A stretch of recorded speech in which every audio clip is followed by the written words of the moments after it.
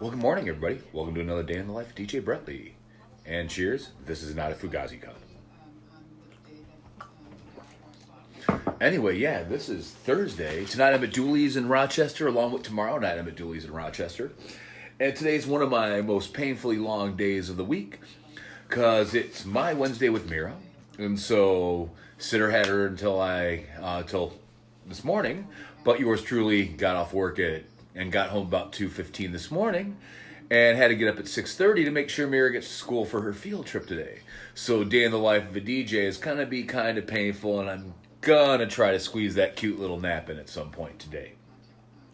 But yeah, so today, as in the overall getting caught up and from the backlog, or my personal thoughts of what a backlog was when I was sick the last couple of weeks. One is going through all of my contracts and info sheets and everything and making sure that my booking calendar is exactly where it's supposed to be. I have all those notes set out for the next few months, so Cassandra, who drives for me, can look into the calendar and go, click, click, click. I know what will be going on here, every one of these gigs. Then from there, I'm going to justify what's on my Facebook page is what's on my events as well, so there's nothing's missing and everything is cohesive and neat. Because I use my Facebook page more like a website as a band would use. In this day and age, you really don't need a website with the innovation of social media and all the other outlets. I don't know, in my recent studies of it all, that website, outside of a few bits and pieces of the whole internet marketing strategy, your website is no longer your most important feature of what you're doing in social media or on the internet. Your social media pages, Daisy, be it Facebook, Instagram, and YouTube, are the three most used ones. I mean, there are others that are up there as well, but the three ones I focus on the most, again, based on what the SEO marketing trends are currently, are those three. So, with that, I have all that to make sure my Facebook page and all my other social media is correct with that. From there, I've got to redo my email list. Email lists are one of the not as used as they were 10, 15 years ago. If I could afford a personal chef, Sean, that would be great. But yeah, yours truly is still being very frugal. Part and parcel, I want to make sure that if anything happens in my life, Mira, I've got a little bit to fall back on because I do got to take care of Miss Little Mirabelle. And she's at Kickapoo Valley today at the river or something for her field trip at school. Again, really painful getting her up at 7 in the morning after I had my first cup of coffee. This is not a Fugazi cup. But, yeah. So then I'm going to work on my email list because I want to update that in hopes, knock on wood, if I do get my nominated for the Best of Lacrosse again, I utilize my email list and get word out that way, which are the ones I'm sending to are the couples that I've worked with. Hey, did you like what I did? Here, vote for me for the Best of Lacrosse. Love you too, Sean. And you'll be seeing a lot of me over that way, if you're still over that way. I keep stacking weddings up. I shouldn't book any more weddings for 2020. But on that note as well, I've offered it out there, $600 for any Sunday wedding with an hour of lacrosse for the entire day. Because I've been very well booked and people have been so kind and caring to pick up the DJ Brett Lee experience for weddings, and I filled up 2020. I've been booked out for the entire, 2020 Saturdays were done about 6 months ago, more or less.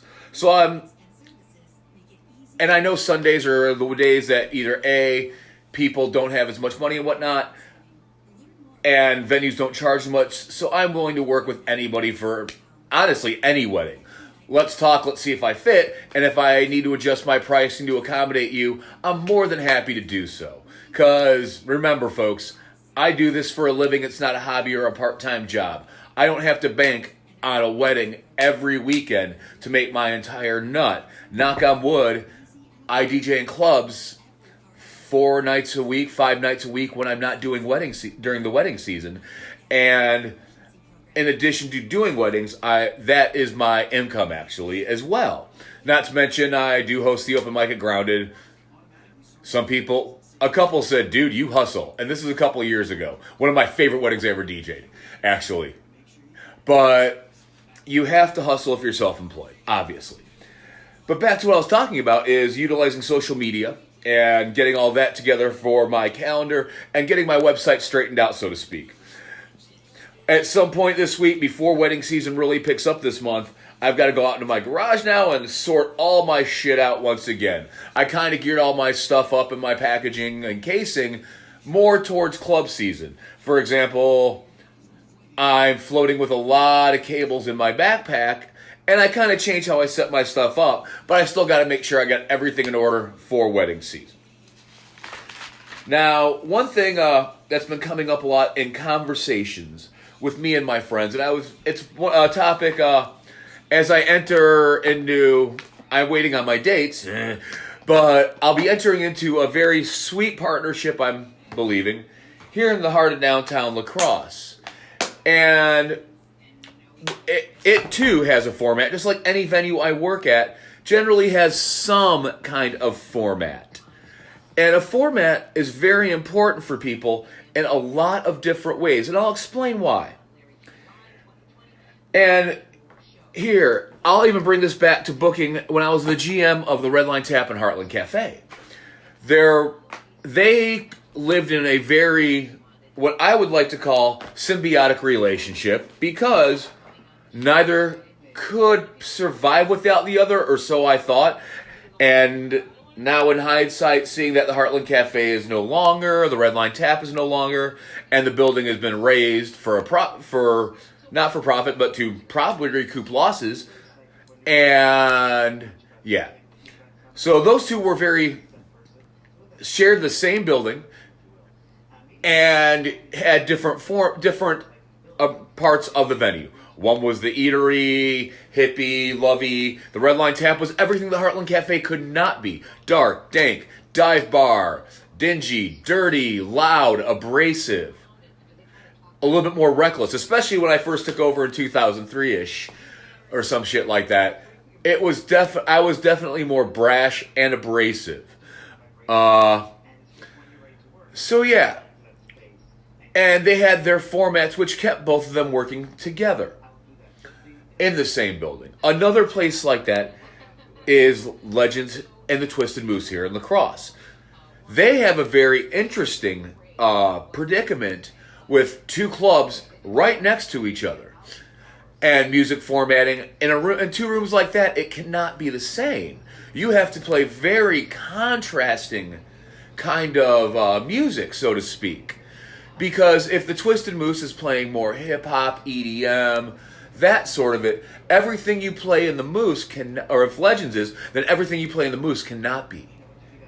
And if you look, again, on the strip of La Crosse, for example, 3rd Street, every bar is kind of doing something similar musically.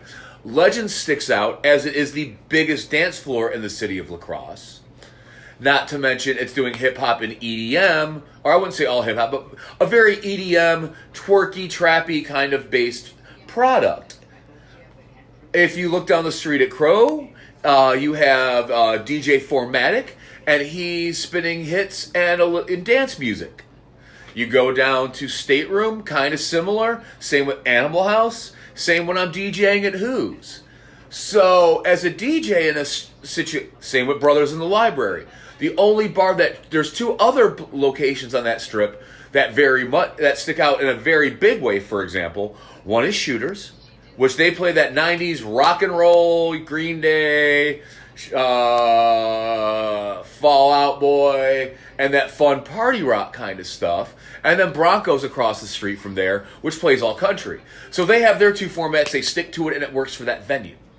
As a DJ, your format and sticking with it are why the clubs are doing, or the venue's doing what it's doing. It needs its own persona, and you have to embellish to that, as well as complement that format. Now, when I'm, for example, I DJ at Dooley's in Rochester, as well as Tavern 129 in Winona, the Glass Hat in Wausau. I pay attention to what the other DJs in the venues are doing as well, musically, so I can somewhat complement as well as contrast what those DJs do. So my nights are a little different. If I know, for example, a couple of DJs in Dooley's, one's a little bit more country rock heavy, and one's a little bit more hip hop heavy. I tend to, when I'm at Dooley's, steer not clear of those two genres. Well, rock, I generally don't DJ any rock tracks into my dance sets. I try not to. Same with country. If I'm doing it, you're going to hear a mashup or a redrum of some kind that is not the original version.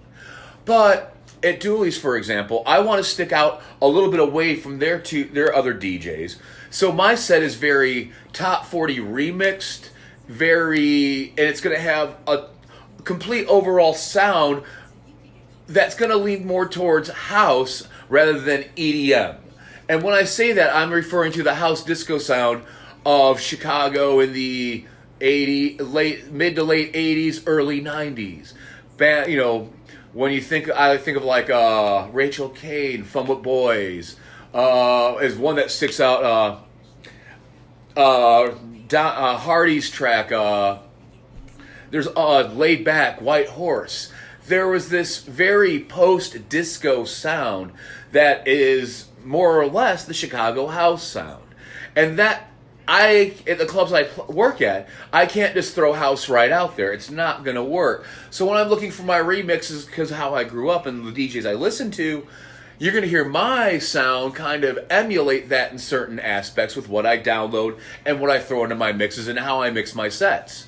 I used to joke about it with Cass, who pilots 3.0, that I almost never make any big drops, any big like doop, and a follow through on it. My sets have always had this very kind of smooth overtone if I can produce it correctly. Don't get me wrong, just like every other DJ, yep, I've been drunk or I've had train wrecks of nights. But nowadays, I try to minimize that by not stepping far away from that and making sure the songs that I select for myself fit with what I want to do and will fit into how I mix. Again, as a DJ, you need to consider these things when you're looking up your music, when you're downloading your music, to make sure you're following what you've set out to do as a DJ. Now, a wedding DJ and their music, even as a wedding DJ, there's a format to follow. And with that format, the music you select and how you present that all come into play. Like with a wedding DJ, yeah. The format you're following is fun, uplifting kind of party jams that everyone knows. Speaking of which, party jams everyone knows, I still think this is one of my greatest pranks of all time, and you can all tell me differently. But when I was the GM of the Twisted Moose, one day I was sick as a dog and still had to DJ and work dinner that night. I was probably running like a 102 at that point. And I remember it, and I'm like, I can't be around food anymore. I'm going to get someone sick. So they sent me home. But on my way out, because I was so deliriously silly at this point from the cold meds and all that, I put on Cupid Shuffle and Cha-Cha Slide back to back on the hour, every hour. Because the average turnaround time on a table is about 40 minutes in a restaurant, so you'd only hear it once. All the servers got to hear it all afternoon. I still think it was one of the funniest pranks I've ever played. Clean pranks that no one gets hurt. But yeah, so following a format in wedding music, you're working the fun party. There's going to be some sing-alongs. There's going to be some group line dances, and so on and so forth. Whereas how I present for what I do in clubs is very similar, that it's top 40, it's going to be some sing-along. I'm not going to play line dances when I'm playing dance music. I try to avoid it. But instead of the sing-along, so to speak, what I'm going to do instead is play those instead of the line dances, I'm going to play those group, like, motivating songs. I hate to call it out, but Mo Bamba from Sheck West, It's one of those songs that get people, bouncing and dancing. Follow it up with another one like Pitbull Hotel Room Service if we're really having a bad night. But, like Mo Bamba comes in at like 75, I'll play it at 80 BPM. And in a dance club setting, you keep working that beats per minute. But my sound is going to have this, that house overtone to it with trying to incorporate fun stuff, things that get people jumping around. And so in any format, that's what they want you to do, but following the format of the venue is very important. And it's a very big topic of conversation, especially around some of the DJs I'm friends with. And I think it's very important to follow the format that you're given, but also staying true to your DJ sound and what you want to do as a DJ. And it's all, again, comes into what you download, how you present it in your sets. Now, again, like I was saying, contrasting other DJs is another way to work within the format given to you and staying in the good graces of both the venue, but complementing so you're not playing the same crap the other DJs are playing as well. And I call it crap because everybody's going to play the same 500 songs over the course of a year. It's now, or the Billboard Top 100, best hits of each year. And if you listen to my sets, I'm kind of notorious for that, but playing only the top 100 and a few outside ones that were super big smashes. But every DJ has their own flair to it, so working with the format you're given and having your own flair, like I was saying, adds to your set, so it contrasts everybody else who works in that club, but also complements it, if you know what I mean. So that's what I'm working on today is music. I've got a lot of charts to prep, and I will be getting ready for my weekend this wedding. And since I have 2 back-to-back nights at Dooley's, I've really got to be conscientious about what I'm going to do both nights and make sure my sets, since they are back-to-back, sound very, very different. I mean, yes, there will probably, and what I like to do is a good rule of thumb, if I'm doing back-to-back nights anywhere, no more than 10 songs get played both nights. 10 of the same song gets played both nights. Max. It's a challenge to myself to be better, but if people are there both nights, they're going to be like, what's this crap? So no, I want to be better than that. So I will play 2 completely different kind of sets. And again, it follows a format and make sure lets people know you know what you're doing and appreciate them showing up 2 nights in a row if they do. So on that note, I'm going to get to it. I've got some emails and all that stuff to get and some dates to confirm. And keep your eyes peeled. I'm pretty sure I'm going to be announcing some cool stuff very, very soon. So yeah, I hope everybody has a great Thursday. And if you're DJing tonight, just like I am, may all your dance floors be packed. Happy Thursday, everybody.